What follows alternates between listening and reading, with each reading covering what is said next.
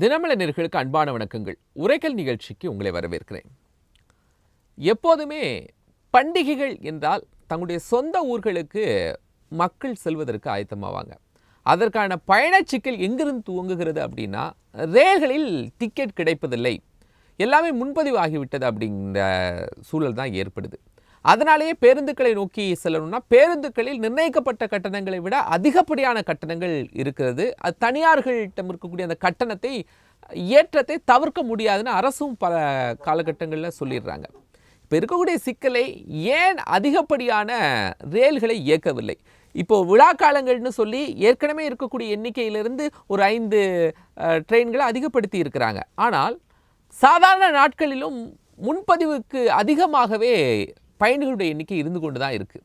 ஏன் அதை சமம் செய்ய முடியவில்லையா ரயில்வே துறையால்? என்ன சிக்கல் இருக்குது? இதான் நம்ம விவாதிக்க போகிறோம். ஊருக்கு போக ரயில் இல்லை, வந்தே பாரத் வந்தால் போதுமா?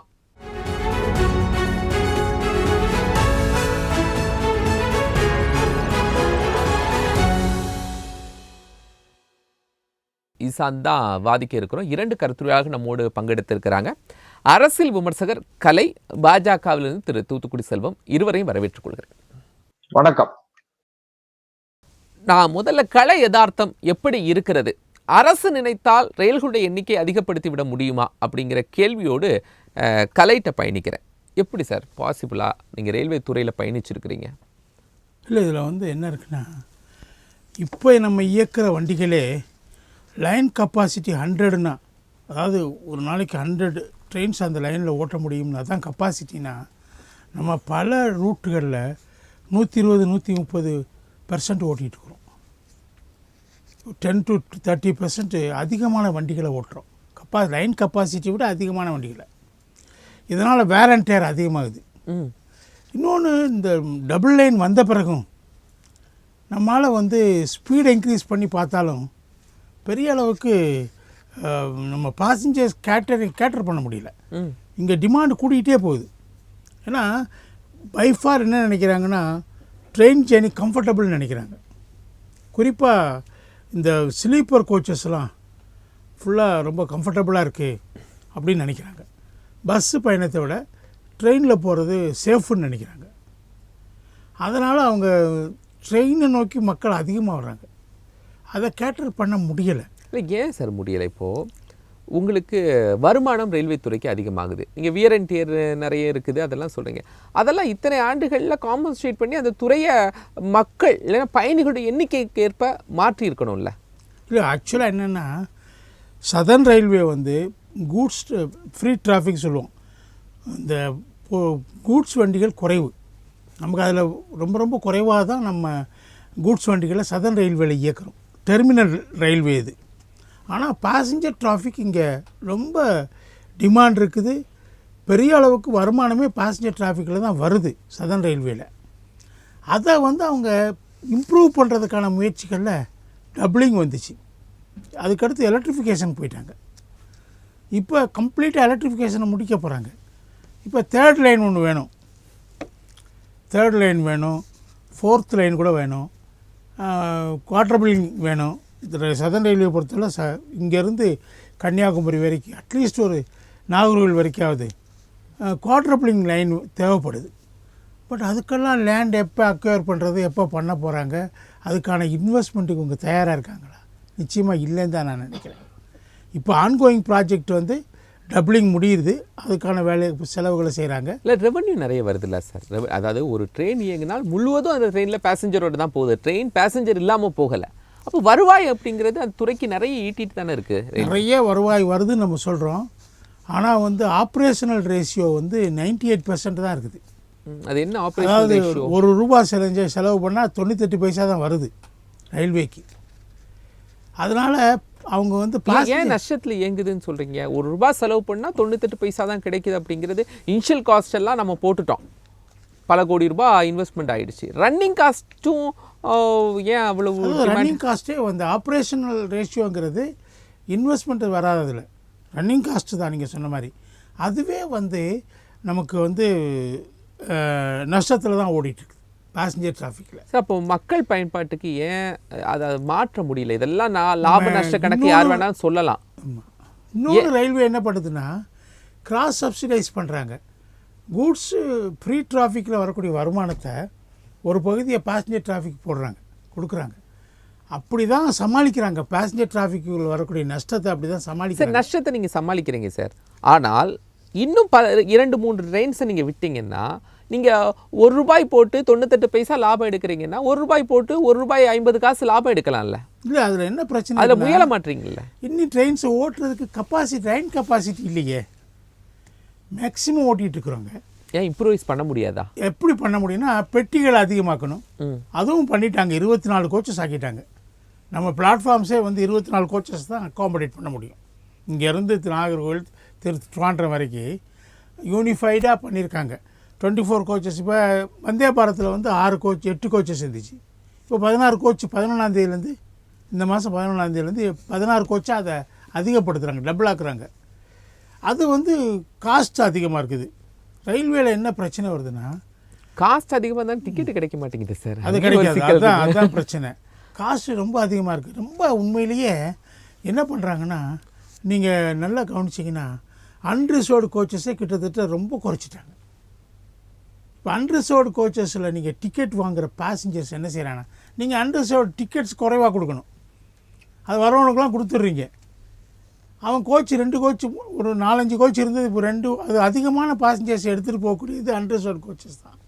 இன்கன்வீனியன்ட் ஜேர்னியாக இருந்தால் கூட அதெல்லாம் குறைச்சிட்டாங்க. இப்போ 1-2 தான் இருக்குது. அப்போ என்ன பண்ணுவாங்க அவங்க தெரியுமா? என்ன பண்ணுறாங்கன்னா, அவங்க ரிசர்வ்டு கோச்சஸில் ஏறுறாங்க. பல இடத்துல சிக்கல் வருது. டிடிஎஸுக்கும் அவங்களுக்கு மோதல் வருது, பாசஞ்சர்ஸுக்கும். அந்த ரிசர்வ்டு கோச்சஸில் ஏற்கனவே ரிசர்வ் பண்ணியிருக்கக்கூடிய பாசஞ்சர்ஸுக்கு பெர்த்தில் இவங்க போய் படுத்துக்கிறாங்க. ஓவர் க்ரௌடிங் ஆகிடுது. அதெல்லாம் தொடர்ந்து சிக்கல்கள் வந்துக்கிட்டே இருக்குது. இதையெல்லாம் ரயில்வே சமாளிக்கணும். இன்னொரு முக்கியமான விஷயம் என்ன சொல்கிறேன்னா, ரயில்வேல பெரிய கோளாறு என்னென்னா, அவங்க ஆரம்பத்துலேருந்து என்ன சொன்னாங்கன்னா, எனக்கு தெரிஞ்சு 20-25 வருஷத்துக்கு முன்னாடி வந்து ராகேஷ் மோகன் கமிட்டி அறிக்கை, அப்போ காங்கிரஸினுடைய யூபி ஆட்சி இருந்துச்சு. அப்போ அந்த அறிக்கையில் என்ன சொன்னாங்கன்னா, ரயில்வேஸ் சர்வைவ் ஆகணும்னா it should cater to the potential கஸ்டமர்ஸ்ன்னு சொன்னாங்க. யார் பெரிய அளவுக்கு கட்டணத்தை செலுத்தி பயணம் செய்ய முடியுமோ அவங்கள டார்கெட் பண்ணணும்னு சொன்னாங்க. என்ன பண்ணியிருக்காங்கன்னா, ஸ்லீப்பர் கோச்சஸ்ஸு, செகண்ட் ஸ்லீப்பர் கோச்சஸ்லாம் ஏசி கோச்சாக மாற்றிட்டே வர்றாங்க. தேர்ட் ஏசியாக மாற்றுறாங்க. தேர்ட் ஏசியெல்லாம் செகண்ட் ஏசியாக மாற்றுறாங்க. நீங்கள் அது அப்போ என்ன ஆகுது? ஃபேர் அதிகமாகுது. 3 மடங்கு 4 மடங்கு ஆகுது. இப்போ அன்ரிசர்வ்டு கோச்சஸும் குறைச்சிடுறாங்க. ஸோ நீங்கள் பார்த்தீங்கன்னா வந்தே பாரத்தில் எடுத்துக்கிட்டிங்கன்னா, இன்றைக்கி எக்ஸிக்யூட்டிவ் கிளாஸ்னு ஒன்று யூஸ் பண்ணுறாங்க. ஒரு 2 கம்பார்ட்மெண்ட்ஸ் எக்ஸிக்யூட்டிவ் கிளாஸ். அது நீங்கள் கிட்டத்தட்ட அந்த ஃபேர் என்னவாக இருக்கும்னா, நம்ம விமான கட்டணத்துக்கு இணையாக இருக்குது. அது பண்ணுறாங்க. ஏன்னா அதில் வரக்கூடிய இந்த வருமானத்தில் அதிக தொகை கொடுத்து தான் வர்றாங்க. அதிலே சில ப்ரிவிலேஜ்டு பீப்புள் இருப்பாங்கள்ல, அவங்களுக்கு எக்ஸிக்யூட்டிவ் கிளாஸ் வேறு கொடுக்குறாங்க, சலுகைகள் கொடுக்குறாங்க. அதாவது சாதாரண மக்கள் எல்லாத்துலேயும் பாதிக்கப்படுறாங்க. சாதாரண மக்கள் என்ன எப்படி பாதிக்கப்படுறாங்கன்னா, பாசஞ்சர் ட்ரெயின்ஸுக்கு வந்து கட்டணம் என்னவாக இருந்துச்சு? செகண்ட் ஆர்டினரி பாசஞ்சர் டிக்கெட்டு அந்த ஃபேர் இருந்துச்சு. அது எல்லா இடத்துலையும் நின்று போகும். பாசஞ்சர் ட்ரெயின்ஸை வந்து அது ஒரு பகுதி மக்கள் அதிகமாக பயன்படுத்தினாங்க. ஆனால் ரயில்வே என்ன பண்ணுறதுன்னா, அதை வந்து பாசஞ்சர் ட்ரெயின்ஸ் அதே ரேக்கு தான் போகுது, அதே ஓட்டை ஓடிசல் வண்டி தான் போகுது, எல்லா இடத்துலையும் நிற்குது. ஆனால் அதை வந்து எக்ஸ்பிரஸ் ஸ்பெஷல் மாற்றினாங்க பேரை. பாசஞ்சர் ட்ரெயினுடைய பேரை மட்டும் மாற்றினாங்க. எக்ஸ்பிரஸ் ஸ்பெஷல் மாற்றிட்டு ரேட்டை டபுள் ஆக்கிட்டாங்க. ரேட்டை வந்து எக்ஸ்பிரஸ் டிக்கெட்டு சிக்கல் இருக்கு. அரசிடம் இந்த சிக்கல் இருக்கு, ஏன் மாற்ற முடியாதுன்னு திரு தூத்துக்குடி செல்வத்திட்ட கேட்டுட்டு வந்தேன். தினமலர் உரைகள் நேயர்களுக்கு, நிர்வாகத்திற்கு, அதே போலவே நெறியாளர் சகோதரர் கோபாலகிருஷ்ணன் அவர்களுக்கு, என்னுடைய சக பங்கேற்பாளர் அண்ணன் கலை அவர்களுக்கு, தொழில்நுட்ப கலைஞர்களுக்கு என்னுடைய பணிவான வணக்கம். அதாவது அவர்களுடைய தினமலர் உரைகள் நிகழ்ச்சியில இந்த புத்தாண்டில் 2025ஆம் ஆண்டில் முதல் நிகழ்ச்சியாக இருக்கிறதுனால அவங்க அனைவருக்கும் ஆங்கில புத்தாண்டு வாழ்த்துக்களையும் தெரிவிச்சுக்கிறேன். இதுல என்னன்னு கேட்டீங்கன்னா சார், ஒரு 30 வருஷத்துக்கு முன்னாலேயே என்னை விட அண்ணன் கலை அவர்கள் அந்த துறையை சார்ந்து பணியாற்றியவர்ங்கிறதுனால அதிக தரவுகள் வைத்திருப்பாங்க. ஆனால் கூட 30 ஆண்டுகளாக சென்னையில இருந்து கன்னியாகுமரிக்கு டபுள் டிராக், அதாவது இரட்டை ரயில் பாதை அமைப்பதற்கு 30 ஆண்டுகள் போராடி, மிக கடுமையாக போராடித்தான் அதை பெற்றாங்க. 30 வருஷமாகி இப்பதான் டபுள் டிராக் முடியல. இன்னும் கூட ஒரு 60-70 கிலோமீட்டர் டபுள் டிராக் முடியல. எலக்ட்ரிஃபை பண்றதும் கிட்டத்தட்ட அவங்க முடிச்சிருக்காங்க. இதுல என்ன விஷயம்னு கேட்டீங்கன்னா, எல்லா விஷயத்திலயுமே அரசியல் இருக்குங்கிறத நான் மறுக்கல. இதுல காங்கிரஸ் ஆட்சி காலத்துல மரியாதைக்குரிய ஜாபர் ஷெரீப் இருக்கும் போது, அவர் மத்திய ரயில்வே துறை அமைச்சராக இருக்கும் போது பாத்தீங்கன்னா, பெங்களூர்ல தென்னிந்திய சதன் ரயில்வே இருக்கு பாருங்க, தெற்கு ரயில்வே, அந்த தெற்கு ரயில்வேனுடைய தலைமை இடம் வந்து இன்னைக்கும் பெங்களூரா தான் இருக்கு. அதனால ஜாபர் ஷெரீப் இருக்கும்போது பெங்களூருக்கு, அதாவது கர்நாடக மாநிலத்துக்கு அவர் வந்து அதிகமான ரயில்களை வாங்கிக்கிட்டாரு. அதே போலவே கேரளால இருக்கிற நாடாளுமன்ற உறுப்பினர்கள் அவர்கள் கடுமையாக போராடி கேரளாவுக்கு அந்த வாய்ப்புகளை வாங்கிக்கிட்டாங்க. அதுலயும் கூட திருவனந்தபுரத்துல ஒரு ரயில்வே டிவிஷனே வாங்கிக்கிட்டாங்க, ரயில்வே கோட்டம். அது ஒண்ணு. ரெண்டாவது, மரியாதைக்குரிய மம்தா பானர்ஜி அவங்க ரயில்வே மந்திரியா இருக்கும்போது வெஸ்ட் பெங்கால் அந்த பகுதிக்கு வாங்கிக்கிட்டாங்க. திரு லாலு பிரசாத் யாதவ் இருக்கும்போது பீகார் அந்த பகுதிகளுக்கு ரயில் வாங்கிக்கிட்டாங்க. நமக்கு மரியாதைக்குரிய வேலு அவர்கள், பாட்டாளி மக்கள் கட்சியினுடைய பிரதிநிதி, அவர் வேலு அவர்களும் அந்த பாட்டாளி மக்கள் கட்சியில இருந்து மத்திய இணையமைச்சரா இருந்தார். ஏகே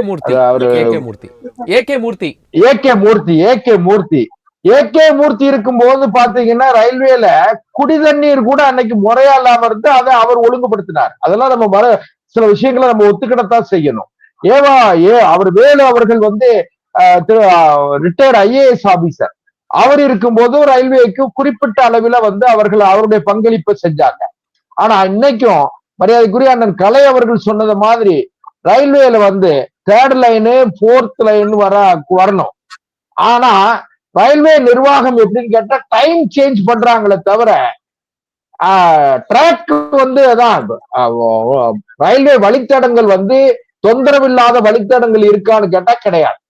அது எங்க இருக்குன்னு கேட்டா சென்னை மத்திய, அதாவது சென்னை சென்ட்ரல்ல இருந்து மேற்கு நோக்கி போகக்கூடிய பெங்களூருக்கு போகக்கூடிய அந்த வழித்தடங்கள் தான் சரியா வச்சிருக்காங்களே தவிர தெற்கு பகுதிக்கு, குறிப்பா தென் தமிழ்நாட்டுக்கு வந்து டபுள் டிராக் மட்டும்தான் இருக்க தவிர வேற டிராக் கிடையாது. இது வந்து நாம எல்லாரும் ஒத்துக்கணும். இதுல டபுள் டிராக்ல வந்து எப்படின்னு கேட்டீங்கன்னா கிட்டத்தட்ட 27 வண்டியை வெளியே போகணும், உள்ள வரணும். 27 வண்டி உள்ள போக வெளியே வர அப்படின்னு சொல்லி நாம பண்ண வேண்டியது இருக்கு. இதுல மரியாதைக்குரிய நாடாளுமன்ற உறுப்பினர்கள், நான் என்ன நினைக்கிறேன்னா, மத்திய அரசாங்கத்தினுடைய சார்புல, பாரதிய ஜனதா கட்சி சார்புல நான் விவாத நிகழ்ச்சியில கலந்துகிட்டா கூட, ஆனா நம்முடைய நாடாளுமன்ற உறுப்பினர்கள் அவற்றை ரயில்வே துறை அமைச்சரை பார்த்து, ரயில்வே போர்டு சேர்மனை பார்த்து, ரயில்வே அமைச்சரை பார்த்து இவங்க கோரிக்கையை வலுவா வைக்கணும். எங்களுக்கு இல்ல இதுவரைக்கும் கோரிக்கைகளை தமிழ்நாட்டுல இருந்து வைக்காம இருந்திருப்பாங்களா? இல்ல, அழுத்தமா வைக்கணும். அதான் என்ன கேட்டீங்கன்னா, அழுத்தமா ரயில்வே துறை கோரிக்கை வைக்கிறதுக்கும் அழுத்தமா வைக்கணும் அப்படிங்கிறதுக்கும் என்ன வித்தியாசத்தை தூத்துக்குடி செல்வம் சொல்றாங்க? நீங்க ரயில்வே துறை மானிய கோரிக்கை வருதுன்னு வச்சுக்கிடுங்க, அந்த பில் வருதுன்னு வச்சுக்கிடுங்களேன். அந்த டிமாண்ட் வரும்போது ரயில்வே துறையை பற்றி பேசுறதுக்கு ஒரு குறிப்புகளோட நம்முடைய நாடாளுமன்ற உறுப்பினர்கள் வந்து சரியா, அதோ இன்னும் சொல்ல போனீங்கன்னா, தயவு செய்து நான் வந்து யாரையும் குறைச்சு பேசுறதுக்கா பேசல, நம்முடைய நாடாளுமன்ற உறுப்பினர்கள்ட்ட வந்து டெடிகேட்டட் அண்ட் இன்வால்வ்மெண்ட் கிடையாதுங்கிறது என்னோட தாழ்மையான கருத்து. நான் எல்லாரையும் சொல்லல, அத ஒட்டுமொத்தமா சொல்லல, குறிப்பிட்ட சிலரை தவிர மற்றவர்கள் வந்து எப்படின்னு கேட்டா, ஏதோ நாடாளுமன்ற உறுப்பினருக்கான பயணப்படி அல்லது சலுகைகள் அதையெல்லாம் அனுபவிக்கிறதுல அக்கறை தேர்ந்தெடுத்து வாக்களித்து தேர்ந்தெடுத்த வாக்காளர் பெருமக்களுக்கு, அந்த நாட்டு மக்களுக்கு நாம் செய்ய வேண்டிய நன்றி உணர்ச்சியோடு செய்ய வேண்டிய கடமைகளை இந்த நாடாளுமன்ற உறுப்பினர்கள் செய்யவில்லை என்பதை நான் இந்த நிகழ்ச்சியில பதிவு பண்றேன். அதனால எதுக்காக சொல்ல, டெக்னிக்கலா தமிழ்நாட்டுல இன்னும் அதிகப்படியான ரயில்களை இயக்குறதுக்கான வழித்தடங்கள் சரியா இல்ல, லைன்ஸ் இல்ல அப்படிங்கிறது அது என்ன காரணம்னு கேட்டீங்கன்னா, ஃபண்ட் வந்து central government railway department allot பண்ணிட முடியும். ஆனா அந்த லேண்ட் அக்யூர் பண்ணி கொடுக்கறது யாருன்னு கேட்டா ஸ்டேட் கவர்மெண்ட். அது அண்ணன் கலை அவர்களுக்கு தெரியும். ஸ்டேட் கவர்மெண்ட் தான் லேண்ட் அக்யூர் பண்ணி கொடுக்க வேண்டியது பொறுப்பு அவங்களுக்கு தான் இருக்கு. அவங்க என்ன பண்ணணும், ஒரு இதாவது வந்து ஒரு ஸ்பீடி ஆக்ஷன் இருக்கணும், அதாவது மிக வேகமான நடவடிக்கைகள் இருக்கணும், அது ப்ரையாரிட்டி கொடுத்து அத இடங்களை நிலங்களை கையகப்படுத்தி கொடுக்கணுங்கிறது தான். இப்ப கூட நிலம் கையகப்படுத்துற சட்டங்களை எல்லாம் கூட அரசுக்கு சாதகமாக நீதிமன்றங்களே நிறைய கொடுத்திருக்கு. ஏன்னா முன்னால எப்படின்னு கேட்டீங்கன்னா 4A நோட்டீஸ் 5-1 நோட்டீஸ் எல்லாம் போட்டு அதுல அப்ஜெக்ஷன் வாங்கி பப்ளிக் ஹியரிங் போய் பொதுமக்கள்கிட்ட கருத்து கேட்டு இப்படி எல்லாம் பண்ணணும். இப்ப அப்படி இல்ல. லேண்ட் அரசுக்கு தேவையான இடத்தை கையகப்படுத்துவதற்கு அவர்கள் 5-1 நோட்டீஸ போட்டு அவங்க அக்யூர் பண்ணிடலாம். அந்த காம்பன்சேஷன் கூட வேணும் குறையா வேணும் தான் வழக்கு போட முடியுமோ தவிர லேண்ட் அக்யூர் பண்ணக்கூடாது அப்படின்னு சொல்லி வழக்கு போட முடியாது. இதெல்லாம் சட்டங்கள், கடுமையான சட்டங்கள். அதாவது அரசு திட்டங்களை செயல்படுத்துவதற்கு இலகுவான சட்டங்கள் எல்லாம் இருக்கிறது. ஆனாலும் கூட அரசு முன்னுரிமை அடிப்படையில செய்ய வேண்டிய திட்டங்களில் ரயில்வே திட்டமும் ஒண்ணு. ஏன்னு கேட்டா மத்திய அரசாங்கம் இப்போ வேற ஒண்ணு. இப்போ தமிழ்நாட்டுல எம்பிக்கள் கேட்கல, ஆனா தமிழ்நாட்டுல தேவை இருக்கு அப்படின்னு சொல்லி ஒரு சென்ட்ரல் மினிஸ்ட்ரிக்கு தெரியாம இருக்குமா? இல்ல தமிழ்நாட்டுல இருக்கக்கூடிய பாஜக நிர்வாகிகள் உங்களை போன்றவர்கள் எல்லாம் கேட்காம இருப்பாங்களா? இல்ல, இன்னொன்னு ஒரே ஒரு விஷயம் என்ன கேட்டீங்கன்னா, ஒரு பில் வந்து வரும்போது இப்போ பட்ஜெட் தாக்கல் பண்றதுக்கு முன்னால நாடாளுமன்ற உறுப்பினர்கள் எல்லாம் வந்து ஒரு குழுவாக சென்று எங்களுக்கு நீங்க பட்ஜெட்ல வந்து நீங்க அறிவிக்கணும், நிதிநிலை அறிக்கையில எங்களுக்கு இந்த திட்டங்களை அறிவிக்கணும், அறிவிக்கிறது மாத்திரமல்ல அறிவிக்கப்பட்ட திட்டங்களுக்கு பணம் ஒதுக்கீடு பண்ணணும், நிதி ஒதுக்கீடு பண்ணணும் அப்படின்னு சொல்லி நாடாளுமன்ற குழு கேட்கறதுக்கு மதிப்பு அதிகம். மாநில அரசு கோரிக்கை வைத்தால் அதற்கான மதிப்பு அதிகம். ஒரு மக்கள் பிரதிநிதியாக அல்லது ஒரு கட்சியினுடைய பிரதிநிதியாக கேட்பதை விட ஒரு அரசு கேட்பதும் அந்த நாடாளுமன்ற உறுப்பினர்கள் கேட்பதற்கு மதிப்பும் அதுக்குள்ள வேலிடிட்டி அதிகமா இருக்கும். அதனால நான் என்ன சொல்றேன்னு கேட்டா, மாநில அரசாங்கமும் நாடாளுமன்ற உறுப்பினர்களும் இன்னும் கொஞ்சம் அக்கறை எடுத்து, இப்ப வேற நீங்களே சொன்னீங்க, நீங்களும் அண்ணன் கலை அவர்களும் சொன்னாங்க, அத சாதாரண வகுப்பு, அதாவது முன்பதிவு செய்யப்படாத சாதாரண பெட்டிகள்லாம் கூட குறையா இருக்குன்னு சொல்லி இப்ப சமீபத்துல கூட அது ஒரு பிரச்சனை ஆகி 2 பெட்டி இருந்ததை இப்ப 4 பெட்டி ஆக்கியிருக்காங்கன்னு தகவல். அதாவது 2 கோச் இருந்தத 4 கோச் ஆக்கியிருக்காங்க. அன்ரிசர்வ்டு கம்பார்ட்மெண்ட 4 கம்பார்ட்மெண்டா ஆக்கியிருக்காங்க. ஆனாலும் கூட இப்ப அதே மாதிரி இப்ப ரயில்வே துறையும் என்ன கேட்டீங்கன்னா நஷ்டத்துல இயங்குறது. அண்ணன் சொன்னாங்க ₹1 செலவு பண்ணா 98 ரூபா தான் வருதுன்னு சொல்லி. அரசாங்கம் சார் இன்னும் சில தகவல்களை கலையிட்ட கேட்டுட்டு நான் வந்துடுறேன். அதான் நான் ஒரு தகவலோட முடிச்சிடறேன். அரசு ஒரு பயணிக்கு 53% மானியம் கொடுக்கறாங்க. அதையும் கொஞ்சம் அண்ணன் கலை அவர்கள் தெளிவுபடுத்தினா இன்னும் கொஞ்சம் நல்லா இருக்குங்கிறது தான் அதுக்கு ஒரு தகவலுக்காக தான் சொல்றேன். சரி கலை, விழா காலங்கள்னா நீங்க சொல்லக்கூடிய லைன்ஸ்ல இன்னும் அதிகமான ட்ரெயின்ஸை இயக்க முடியுது. அது சாதாரண காலகட்டங்கள்லையும் அந்த ட்ரெயினுடைய எண்ணிக்கை தேவைப்படுது. விழா காலங்களில் நீங்கள் கொடுக்குறீங்க, இருந்தாலும் பற்றவில்லை. ஆனால் அந்த நம்பர்ஸை நீங்கள் சாதாரண நாட்களிலும் கொடுக்கலாம்ல, ஏன் தவிர்க்கிறீங்க? உங்களால் முடியுது இல்லை, அந்த இடத்துல உங்களுக்கு வியர் பிரச்சனை இல்லை, லைன்ஸ் பிரச்சனை இல்லை, வழித்தடங்களில் இயக்க முடியுது இல்லை. இல்லை, அது ஸ்பெஷல் அக்கேஷன்ஸுக்காக செய்கிறது. அதை கண்டினியூஸாக செய்யணும்னா அதுக்கான பாத்வே இல்லைங்க. இல்லை, அது எப்படி சார் ஒரே இது இப்படி செய்யும்போது தானே சார் நடக்குது. அது என்ன ஸ்பெஷல் ட்ரெயின்ஸ்லாம் எப்படி ஓட்டுறாங்கன்னா அது ஒரு குறிப்பிட்ட டயத்தில் அது போகாது. அது மற்ற வண்டிகளுக்கு இடம் கொடுத்து, ரெகுலர் ட்ரெயின்ஸ் இருக்கு இல்லையா, அதுக்கான இடத்த கொடுத்துட்டு இது நிற்கும், அங்கங்கே நின்று தான் போகும். ஸோ அதை ரெகுலர் சர்வீஸ் ஆக்குறது கஷ்டம். ஏன்னா ஸ்பெஷல் ட்ரெயின்ஸ் அவங்க பொறுத்துக்குருவாங்க. ஆனால் அது ஸ்பெஷல் ட்ரெயின்ஸ், அதுக்கு டைமிங்ஸ் பெருசாக ஸ்ட்ரிக்டாக பங்க்சுவாலிட்டிலாம் ஃபாலோ பண்ண மாட்டாங்க. பட் அதை ரெகுலரைஸ் பண்ண முடியாது. பண்ணுனா அதுக்கான டைமிங்ஸை கொடுக்க முடியாது. ஏன்னா ஏற்கனவே சாச்சுரேட்டடு லைன் கெப்பாசிட்டியை விட சாச்சுரேஷன் அதிகமாகி போச்சு. இப்போ இன்னொரு பெரிய பிரச்சனை இருக்குது. ட்ரெயின்களை அதிகமாக இயக்கிறதுல இன்னொரு பிரச்சனை என்னென்னா, சென்னையில் எடுத்துக்கிட்டிங்கன்னா இப்போ நமக்கு 4-5 டெர்மினல் தேவைப்படுது. இப்போ தாம்பரத்தில் வந்தாச்சு, சென்ட்ரல், எம்ஜிஆர் சென்ட்ரல், எக்மோர், இந்த 2 தான் இருந்துச்சு.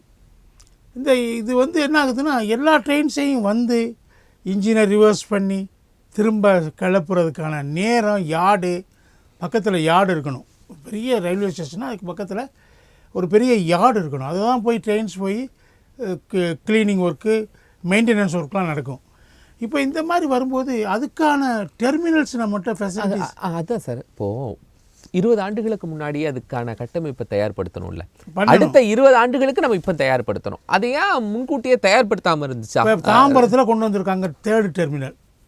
அதனால் என்ன சௌகரியம்னா எக்மோரினுடைய அந்த நெருக்குதல் குறையுது. சில வண்டிகளை தாம்பரத்துலேருந்து இயக்க ஆரம்பிக்கிறோம். இப்போ அதே மாதிரி இந்த பக்கம் ஒரு டெர்மினல் வேணும். ராயபுரம் போல சொன்னாங்க, தண்டையார்பேட்டை சொன்னாங்க, பிறகு இப்போ பெரம்பூர் வந்திருக்கிறாங்க. பெரம்பூர்லேயும் பிரச்சனை, இப்போ ஆவடி போயிடலாமான்னு யோசிக்கிறாங்க. இந்த முடிவெடுக்கிறதுலையே 4வது டெர்மினல் எதுன்னு முடிவெடுக்கிறதுலையே காலதாமதம் ஆகிட்டே இருக்குது. முடிவெடுத்த பிறகு தான் லேண்டு அக்விசிஷனுக்கு போவாங்க. அது ரயில்வே லேண்டே அதிகமாக இருக்கக்கூடிய ஏரியா தான் அவங்க சூஸ் பண்ணுறாங்க. அதில் ஒரு முடிவு எடுத்து அதை செய்ய மாட்டேங்கிறாங்க. இப்போ ஒரு அக்விசிஷன் பண்ணி கொடுக்கறதுல மாநில அரசினுடைய இடர்பாடுகள் இருக்குது. இல்லை, அது ரயில்வே இடமே அதிகமாக இருக்கிறனால பெருசாக மாநில அரசு அவங்க டிபெண்ட் பண்ணலை. ஆனால் என்ன பிரச்சனை, 458 கோடி செலவாகணும் முடிவு பண்ணுறாங்க. இன்வெஸ்ட்மெண்ட் தேவை பெரம்பூரை வந்து ஒரு 4th டெர்மினல் ஆக்குறது. ஸோ இது மாதிரி பல விஷயங்களில் யார்டு வேணும், பெரிய யார்டு. இதுக்காக தமிழ்நாடு எம்பிக்கள் முயற்சி செய்யலை, அவங்க டெடிகேஷனாக செயல்படலை அப்படின்னு. ராயபுரத்துக்கு அன்னைக்கு இருந்த வடசென்னை அதிமுக எம்பி பாபு வந்து பெரிய அளவுக்கு முயற்சி எடுத்தார். பெரிய அளவுக்கு முயற்சி தனிப்பட்ட முறையில் எடுத்தார். நானும் அவருக்கு இன்புட்ஸ் ரொம்ப கொடுத்தேன். ஆனால் வந்து அந்த இடத்துல சிக்கல் இருக்குன்னு முடியாதுட்டாங்க. அது ஃபன்னல் டைப்பாக இருக்குது, அதனால் முடியாதுன்னு சொல்லிட்டாங்க. ஸோ அதுக்கடுத்து தண்டையார்பேட்டை ட்ரை பண்ணோம். இல்லை கலை சார், காரணங்களை சொல்லி எளிதாக நிராகரிச்சிடலாம். அந்த காரணங்களை மாற்றி நடைமுறைப்படுத்துறது தானே. அதானே, அதுக்கான முனைப்பு இல்லைன்னு தான் நான் நினைக்கிறேன். சதன் ரயில்வே அதிகாரிகள் மத்தியில் அதுக்கான முனைப்பு. ஏன் அதுக்கு இப்போது நாடாளுமன்ற மக்களவையாக இருக்கட்டும், மாநிலங்களவையாக இருக்கட்டும், ரயில்வே துறை சார்ந்து வரக்கூடிய விவாதங்களில் தமிழ்நாட்டிற்கு வேண்டுமென்று பெற்றுக் கொடுக்க முடியாதா? நிதிகளையாக இருக்கட்டும், மற்ற விஷயங்களாக இருக்கட்டும். இப்போ நிதி பெரிய பிரச்சனையாக தெரியல. பாஜக வந்த பிறகு நிதி பெரிய பிரச்சனையாக இல்லை. ஏன்னா அவங்க பல மடங்கு அதிகமாக தான் கொடுக்குறாங்க. இந்த யூபிஏ கொடுத்ததை விட, ஆட்சியில் கொடுத்ததை விட ரயில்வே துறைக்கு ஆட்சியில் ரயில்வே துறைக்கு 7 மடங்கு அதிகமாக அவங்க ஒதுக்குறாங்க. ரயில்வே தனி பட்ஜெட் இல்லைனாலும் பொது பட்ஜெட்டில் அதிக தொகையை ஒதுக்குறாங்க. ஆனால் என்ன பிரச்சனைனா, எக்ஸிக்யூட் பண்ணுறதுக்கு ஸ்பேஸ் வேணும், லைன் கப்பாசிட்டி வேணும். இதுதான் பெரிய சிக்கலாக இருக்குது. அது என்ன நினைக்கிறாங்கன்னா, பாஜக எப்படி திட்டமிடுறாங்கன்னா, இந்த ட்ரெயின்ஸை ஃபாஸ்ட்டு, அதாவது என்ன சொல்லுவாங்கன்னா, ஆப்ரேஷனல் ரேஷியோட ஒரு முக்கியமான விஷயம் என்ன வரும்னா, பாசஞ்சர் ட்ரெயின்ஸோட ஆவரேஜ் ஸ்பீடு என்ன இந்தியாவில் ரொம்ப குறைவு, 30 கிலோமீட்டருக்குள்ளே தான் இருக்குது. ஆவரேஜ் ஸ்பீடை இன்க்ரீஸ் பண்ணால் லைன் கெப்பாசிட்டி கூடும். ஒரு லைனில் வண்டி ஓட்டுறதில் அதை தான் பண்ணிகிட்டு இருக்காங்க. இப்போ நீங்கள் பார்த்தீங்கன்னா ஃபாஸ்ட் ட்ராக் ட்ரெயின்ஸை தான் அதிகமாக இன்ட்ரடியூஸ் பண்ணிகிட்ருக்காங்க. அந்த வகையில் இப்போ வந்தே பாரத் எக்ஸ்பிரஸஸ் அதிகமாக இன்ட்ரடியூஸ் பண்ணிகிட்டே இருக்கிறாங்க. அதில் என்ன இருக்குன்னா, அந்த கோச்சஸ் வந்து எல்பிஹெச் கோச்சஸ் சொல்லுவாங்க. அது வந்து நீளமான கோச்சஸ்ஸு, அது சேஃப் கோச்சஸ். அது ஏதோ ஆக்சிடெண்ட் ஆனால் கூட பெரிய அளவுக்கு அதில் சேதாரம் வராது. பேசஞ்சர்ஸினுடைய கேஷுவாலிட்டி குறைவாக இருக்கும். அந்த மாதிரியான ஒரு கோச்சஸ் தான். அது இப்போ இங்கேயே செய்கிறாங்க. ஜெர்மனியில் வாங்கிட்டு இருந்தோம், இப்போ நம்ம ஐசிஎஃப்லேயே செய்கிறோம், கப்பூர்தலாவில் செய்கிறோம். ஸோ அது அதிகமாக செஞ்சுக்கிட்டே இருக்கிறோம். அது வந்து வந்தே பாரத் ரேக்ஸே செய்கிறாங்க. ரேக்காகவே செய்கிற ஒரு வந்தே பாரத் ரேக். அது அந்த ஸ்பீடப் பண்ணணும். அதை வந்து என்ன செய்யணும், ட்ராக்கினுடைய வந்தே பாரத் மாதிரி நிறைய ட்ரெயின்ஸ் விட முடியாதா? தேஜஸ், பிறகு சதாப்தி, முன்னாடி இருந்தே சதாப்தி ஓடிட்டுருக்குது. ஆனால் அதெல்லாம் ஸ்பீடு ஒரு அளவு தான், 130 தான் இருந்துச்சு. இப்போல்லாம் 160, 170, 175 நோக்கி போயிட்டுருக்குறாங்க. ஸோ அதுக்கு ட்ராக் கெப்பாசிட்டியை இன்க்ரீஸ் பண்ணணும். இந்த மாதிரி பல பிரச்சனைகள் இருக்குது. ஸோ ஸ்பீடப் பண்ணால் என்ன ஆகுதுன்னா, இன்னும் கொஞ்சம் அதிக வண்டியில் விடலாம். இப்போ ஒரு சென்ட்ரல் ஸ்டேஷன்லேருந்து தான் எல்லா வண்டியும் கிளம்பணும்னா அது கஷ்டம். அங்கே மெயின்டெனன்ஸ் பண்ணணும். அங்கே அந்த லைன் முக்கியமா, டெர்மினல் முக்கியமா சார்? இங்கே என்ன பிரச்சனை வருது? டெர்மினலும் முக்கியம், லைனும் முக்கியம். கட்டமைக்கிற கஷ்டம், டெர்மினலில் கட்டமைக்கிற கஷ்டமா, லைன்ஸை கட்டமைக்கிறது? லைன்ஸ் கட்டமைக்கிறது ரொம்ப கஷ்டம். ஏன்னா அது வந்து நீங்கள் இப்போ இன்னொரு 3rd ட்ராக் போடணும்னா, இல்லாட்டி 4th ட்ராக் போடணும்னா இட்ஸ் நாட் ஸோ ஈஸி. கஷ்டம் ரொம்ப. அது வந்து அவ்வளோ உடனடியாக ரயில்வே செய்ய முடியாது. அது வந்து நாங்கள் சொல்கிறோம்ல டபுளிங்கே எவ்வளோ வருஷம் ஆச்சு நமக்கு, எத்தனை வருஷம் ஆச்சு? ஒவ்வொரு ஆண்டும் கிட்டத்தட்ட 9,000 கோடி. சரி, நான் இப்போ ஒன்று ஒதுக்குனாங்க. கேட்குறேன். இதுவரைக்கும் இல்லை, இன்னும் 20 ஆண்டுகளுக்கு பிறகு நமக்கு இவ்வளவு பயணிகள் இருப்பாங்க, அவர்களுக்கு இத்தனை ரயில்கள் தேவைப்படும், அந்த கட்டமைப்பையாவது உருவாக்குறாங்களா? இல்லை, ட்ரெயின் கெப்பாசிட்டியை மட்டும் நம்பி பேசஞ்சர்ஸு நம்ம டிமாண்டை மீட் அவுட் பண்ண முடியாது. ஏன் நீங்கள் பார்த்தீங்கன்னா பேசஞ்சர்ஸ் ஏன் அதிகமாக என்ன பார்த்தீங்கன்னா அமெரிக்காவில் ரயில்வேஸில் நீங்கள் பார்த்தீங்கன்னா பாசஞ்சர் ட்ரெயின்ஸு எக்ஸ்பிரஸ் ட்ரெயின்ஸை ரொம்ப குறைச்சல். அங்கே ஃப்ரீ டிராஃபிக் தான், ரயில்வேனா ஃப்ரீ டிராஃபிக் தான். அங்கே பை ரோடு தான் எல்லோரும் போகிறாங்க. அமெரிக்காவிலேயே பை ரோடு தான் அதிகமான நாட்கள் போகிறாங்க. ஸோ நீங்கள் பை ரோடு கெப்பாசிட்டியை இன்க்ரீஸ் பண்ணுறது ஈஸி. நீங்கள் ஒரு இடத்த அக்வயர் பண்ணியாச்சுன்னா ட்ராக்கு போட வேண்டியதில்லை, ஒன்றும் ரோடு மட்டும் போட்டால் போதும். இங்கே ட்ராக் போடணும், மேலே ஓஹெச் ஸ்ட்ரக்சர் போடணும், ஏராளமான பிரச்சனைகள் இருக்குது ரயில்வேயில். அவ்வளோ ஈஸியாக உடனே செய்ய முடியாது. ஸோ ரயில்வேயில் ஒரு அளவுக்கு தான் முடியும், அதுக்கு மேலே நகர்த்த முடியாது. நகர்த்துவது என்பது எங்கேயுமே அதான், அதுக்கு தான் எல்லோரும் ஸ்பீட் ட்ரெயினுக்கு போகிறாங்க. இப்போ லேட்டஸ்ட்டாக சீனாலெலாம் பார்த்தீங்கன்னா 540 கிலோமீட்டர் ஸ்பீடில் போகக்கூடிய ட்ரெயின்ஸ் எல்லாம் வந்தாச்சு. இல்லை, அது அங்கெல்லாம் கொண்டு வராங்க, இங்கே கொண்டு வரல. இங்கே கொண்டு வரலாம். இப்போ நீங்கள் என்ன ஒரு விஷயம் என்ன சொல்கிறேன்னா உங்களுக்கு, இப்போ நம்ம ப்ரையாரிட்டி பேசிஸ் பார்ப்போம். என்ன இருக்குன்னா, இப்போ மும்பை டு அகமதாபாத், அதான் நம்ம புல்லட் ட்ரெயினுக்காக நம்ம இயர் மார்க் பண்ணியிருக்கக்கூடிய ட்ராக். அது அங்கே அந்த புல்லட் ட்ரெயின் கொண்டு வரதுக்கு ட்ராக் கெப்பாசிட்டி இம்ப்ரூவ் பண்ணி செய்கிறதுக்கு 1,00,000 கோடியை இன்வெஸ்ட் பண்ணணும். 1,00,000 கோடி இந்த ரெண்டு ஊர்களுக்கு நடுவில் மட்டும் 1,00,000 கோடி இன்வெஸ்ட் பண்ணணும். ஆனால் நமக்கு இப்போ அதை விட முக்கியமாக என்ன நினைக்கிறோம்னா, ஆக்சிடென்ட்ஸை தவிர்க்கக்கூடிய கவாச் சிஸ்டத்தை நம்ம கொண்டு வரணும். முதல்ல அது உடனடியான இம்மீடியட் ப்ரையாரிட்டியாக ரயில்வேயில் இருக்குது. ஸோ கவாச் கொண்டு வர்றதுக்கு 1,50,000 கோடி செலவாகும். ஸோ அதை ப்ரையாரிட்டைஸ் பண்ணும்போது நீங்கள் அந்த ட்ரெயினுக்கு போக முடியாது. நீங்கள் இதை வந்து அதிகமாக நீங்கள் சோவியத் யூனியனில் எடுத்துக்கிட்டிங்கன்னா அதிகமாக ஏர் தான், ஃப்ளைட்ஸ் தான் அங்கே அதிகம். ஃப்ளைட்ஸ் தான் அதிகமாக இருக்குது. ஒரு ஊர்லேருந்து பக்கத்து ஊருக்கு கூட ஃப்ளைட்டில் தான் போகிறாங்க. ஃப்ளைட் கெப்பாசிட்டி நம்ம அதிகமாக்கணும். ஓகே, ஏர்போர்ட்ஸ், அதனால தான் ஏர்போர்ட்ஸை இப்போ அதிகமாக்கிட்டே வர்றாங்க, அதனுடைய கெப்பாசிட்டி இன்க்ரீஸ் பண்ணிகிட்டே வர்றாங்க. நீங்கள் ஆல்டர்னேட்டிவ் மோடுக்கு போயாகணும், ரயில்வே மட்டும் நம்பி இருக்க முடியாதுங்கிறது என்னுடைய கருத்து. தூத்துக்குடி செல்வம், ரயில்வேயே நம்பி இருக்கக்கூடாது, ரயில்வே துறை மேக்சிமம் எந்த லிமிட் வளர முடியுமோ அந்த லிமிட் தான் வளர முடியும் அப்படின்னு கலை சொல்கிறாரு. ஆல்டர்னேட்டிவ் மோடுக்கு போங்க அப்படின்னு. இல்ல, அண்ணன் சொல்றாங்க எல்லாருக்கும் பை ரோடு கார் வசதிகள் இருக்காது. ஏன்னா ஒவ்வொரு ஸ்டேட் கவர்மெண்ட் பாலிசி ஒவ்வொரு கார் வசதியை சொல்லல, ஃளைட் மோட் எடுங்கன்னு சொல்றாங்க, ஃளைட்ல போலான்னு. அதான் இன்னொன்னு, சாதாரண மக்கள், வெகுஜன மக்கள், இன்னும் நாம குறைந்தபட்சம் இன்னும் ஒரு 60% மக்கள் வறுமை கோட்டுக்கு கீழே அன்றாடம் கூலி வேலை செய்துகிட்டு இருக்கிறவங்க தான் இருக்குங்கிற அந்த நிதர்சனமான உண்மை இருக்கிற நிலையில நாம அரசு போக்குவரத்தை நம்பி இருக்கிற மக்கள் அதிகமா இருக்காங்க. ஆனா அரசு போக்குவரத்து துறை எப்படி இருக்குன்னா நலிவடைஞ்சுகிட்டு இருக்கு. அது பிரைவேடைசேஷனை நோக்கி போய்கிட்டு இருக்கு. அரசு தனியார் துறையை போக்குவரத்து துறையில வந்து தனியார்களை ஊக்கப்படுத்துகிற நிலை இருக்கு. அதனால நாம ரயில்வே துறை ரொம்ப சாதாரண மக்களுக்கு பாதுகாப்பாகவும், இன்னும் சொல்ல போனா ஒரு 60 வயதுக்கு மேல உள்ள முதியவர்கள், சீனியர் சிட்டிசன்ஸ் இருக்காங்க பாருங்க, அவங்களுக்கு ரயில்வே மாதிரி பாதுகாப்பான பயணம் வேற எதுவும் இல்லை. ஏன்னு கேட்டா அவங்களுக்கு ஒரு அர்ஜென்டா யூரின் போக வேண்டி வந்துடும், ஒரு சிறுநீர் கழிக்க வேண்டும், அல்லது ஒரு வயிற்று தொந்தரவு வந்துருச்சுன்னா மலம் கழிக்கணும் அப்படிங்கிற மாதிரி ஒரு நிலை வந்தால் அதுக்கு ரயில்வே துறை தான் பாதுகாப்பா இன்னைக்கு வரைக்கும் இருக்கு.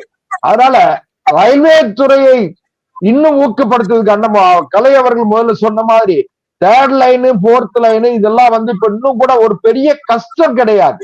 என்ன கஷ்டம் இல்லைன்னா, சென்னை டு கன்னியாகுமரி ஒரே நேர் ஸ்ட்ரெயிட் தான் ட்ராக், எங்கேயும் பெண்டே கிடையாது, ஸ்ட்ரெயிட் ட்ராக், 2 ட்ராக் போடலாம். அரசு நினைச்சா மத்திய அரசும் மாநில அரசு மத்திய அரசை முறையாக அணுகி மத்திய அரசும் ஒத்துழைப்பு கொடுத்து எல்லாரும் ஒத்துழைப்பு கொடுத்தோம்னு சொன்னா ஈஸி, ரொம்ப ரொம்ப எளிதில கொண்டு வந்துட முடியும். சார், இருவரும் ஒத்துழைப்பு கொடுப்பாங்க. இருவரும் ஒத்துழைப்பு கொடுப்பாங்களா? இல்ல, கொடுக்கணும். நீங்க அரசியலை வேற கோணத்துல அரசியலை வச்சுக்கிட்டு மக்கள் நல திட்டங்களில் மத்திய அரசோடு மாநில அரசு இணக்கமாக செயல்படுமானால் இந்த திட்டங்கள் எளிதா நிறைவேறும். ஏன்னு கேட்டீங்கன்னா, இப்ப சென்னையில இருந்து கன்னியாகுமரிக்கு ஒரு டிராக், ஒரே லைன் தான், ஒரே ஸ்ட்ரெயிட் தான்.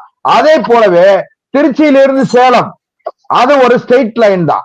இப்படி பாத்தீங்கன்னா நம்ம நம்முடைய ரயில்வே துறையில எனக்கு தெரிந்த வரை ஒரு 8 லைன் தான், ஸ்ட்ரெயிட் லைன் தான். ரொம்ப பெரிய அளவுல நீங்க யோசிக்க வேண்டியது இல்லை. அதனால மத்திய அரசாங்கத்தை மாநில அரசு முறையாக அணுகி, இப்போ ஒரு உதாரணத்துக்கு பிப்ரவரி மாதம் 1ஆம் தேதி பட்ஜெட், இதுக்குள்ள என்ன செஞ்சிருக்கணும், தமிழ்நாட்டு அரசினுடைய பிரதிநிதிகள், அதாவது தமிழ்நாட்டில் இருக்கிற நாடாளுமன்ற உறுப்பினர்கள் ஒரு குழு அமைச்சு இவங்க போய் தமிழ்நாட்டுக்கு இன்னென்ன திட்டங்கள் வேணும், முன்னுரிமை அடிப்படையில, ஸ்பெஷல் பிரையாரிட்டி அடிப்படையில, அதாவது கூடுதலான தனி முன்னுரிமை அடிப்படையில எங்களுக்கு இந்த திட்டங்கள் வேணும்னு சொல்லி நிதியமைச்சரையும் பிரதமரையும் சந்தித்து இவங்க ஒரு கோரிக்கை மெமரண்டம் கொடுக்கணும். அதெல்லாம் நான் எதுக்காக சொல்ல வரேன்னு கேட்டா, மற்ற விஷயங்களுக்கு எல்லாம் போய் ஆஹா ஓவன் கோஷம் போட்டுக்கிட்டு இருக்கிற இவங்க நாடாளுமன்ற ஜனநாயகத்தை பாதுகாப்பதற்கு கூட மாநில அரசாங்கம், தமிழ்நாட்டினுடைய எம்பிக்கள் அவங்க சும்மா நேரத்தை போக்குறதுக்கு தான் போறாங்களே தவிர நாடாளுமன்றத்தில் போய் ஒருத்தர் ஜோக் அடிச்சுக்கிட்டு இருக்காங்க. நன்றி தூத்துக்குடி செல்வம், நன்றி. அதான் நான் ஒரு செய்தியோட முடிச்சிடுறேன். அதாவது மக்கள் பிரதிநிதிகள் வாக்களித்த வாக்காளர் பெருமக்களுக்கு நன்றியோடு நடந்து கொள்ள வேண்டும். அது மாநில அரசாங்கத்தினுடைய, அதுல குறிப்பாக தமிழ்நாட்டில் இருக்கிற திராவிட முன்னேற்ற கழக அரசு, திராவிட முன்னேற்ற கழகத்தினுடைய கூட்டணி நாடாளுமன்ற உறுப்பினர்கள் பட்ஜெட் வரப்போகுது, பட்ஜெட்டுக்கு முன்னாலேயே போய் நிதிநிலை அறிக்கை தாக்கல் தயாரிப்பதற்கு முன்னாலேயே போய் நீங்க நாடாளுமன்ற அந்த துறை சார்ந்த அமைச்சர்கள்ட்ட இந்த கோரிக்கைகளை நீங்கள் கொடுத்தால் மத்திய அரசாங்கம் நிச்சயமாக நிறைவேற்றி தரும். நன்றி திரு தூத்துக்குடி செல்வம். தூத்துக்குடி போன்ற பகுதிகளில் இருந்து எல்லா தமிழ்நாட்டினுடைய எல்லா பகுதிகளுக்கும் நாகர்கோவில் வரைக்கும் ரயில்களுடைய எண்ணிக்கை மிக குறைவாகத்தான் இருக்குது. அதுதான் திரு தூத்துக்குடி செல்வமும் சொல்லியிருக்காரு. அதை மாற்றுவதற்கு என்ன செய்யணும் அப்படிங்கிறதையும் பதிவு செஞ்சுருக்கிறாரு. ஊருக்கு போக ரயில் இல்லை, வந்தே பாரத் வந்தால் போதுமா அப்படிங்கிற தலைப்பில் ரயில்கள் தமிழ்நாட்டுக்கு வர்றதில் என்ன சிக்கல் இருக்குது அப்படிங்கிறத அரசியல் கலை அவர்களும் நேர்த்தியாக பதிவு செய்திருக்கிறார்கள். இருவருக்கும் மனமார்ந்த நன்றிகள். நேர்களை மற்றும் ஒரு நிகழ்ச்சியை சந்திக்கலாம். நன்றி.